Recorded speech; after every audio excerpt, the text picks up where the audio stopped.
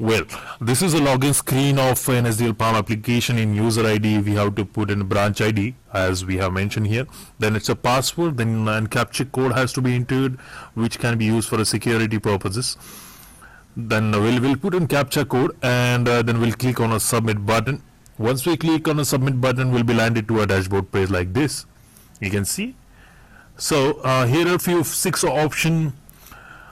Right, it's a branch performance report, like how exactly you are doing. Then track applications of the status of your application, whichever you have applied earlier.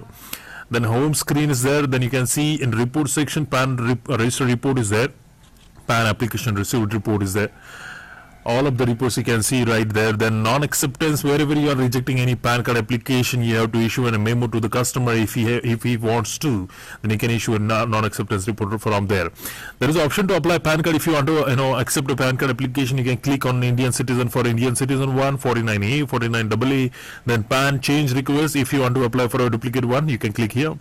The statement of financial transaction, this is not yet our branches are allowed to do. Alright, now we'll see how exactly we can apply for a PAN card. Let's go. Let's click here. Okay, now it is waiting and loading. Alright, once it is loaded, we can see the PAN application form open. Here we have to fill that completely.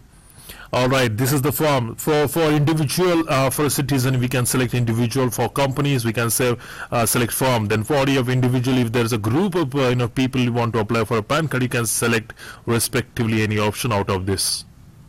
Let's select individual for now.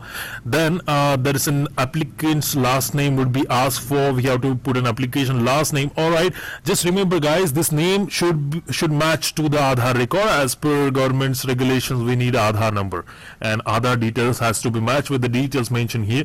Then name on card, if you want name as Amit Sharma, then you have to put like Amit Sharma. If you want somebody wants Sharma Amit, so you can put the same way. Then there is a date of birth you have to mention. If it is a company, you can put incorporation date, the registration date. But in case of individual, you have to put the date of birth right here. Alright, so next is the contact details. 9191 should be the ISDN STD code. For mobile number, it should be 91. Telephone number, you have to always mention a mobile number where all the SMS and communication from the income tax department should go. There is an email ID nowadays. Income tax and NSDL people are sending an EPAN over your email, so you put the correct email one right here. If the customer doesn't have, you guys can arrange to mention your own ID there. Name as per Aadhaar. So as I told you earlier, the name on a PAN card and on a Aadhaar should match each other. Then you have to select state. As per state, you would be asked for the Aadhaar number. If it is mandatory for that state, then you put your Aadhaar number right there. Or like this, the Aadhaar number should be correct, because if something does not match to the Aadhaar record, it would be asked for fingerprint scan also. So you have to select the documents which you are enclosing along with the application. Then click on demographic details, then proceed. Once you click on a proceed, immediately an acknowledgement copy would be generated. This is the confirmation screen. Once the demographic details has been matched, then you have to again click on submit button, and 3, 2, 1 second, this acknowledgement would be generated in a PDF format. Oh, like this. So you can download it, you can print it. This you can see the date there, which is being generated immediately. The same time you can see. All right. So there are 2 copies. So one copy you have to hand over to the customer, another one you have to attach to the PAN application and send it physically to the head office.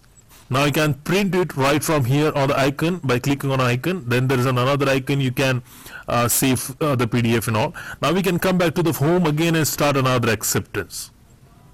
I hope you guys have understood. If you want to download that acknowledgement copy, again you can go into a report and download one. It would be very easy for you. Just put the acknowledgement number. If some customer is coming back for a fresh acknowledgement again, if they have lost, you can ask for the acknowledgement number and you can download it right from here. Thank you guys.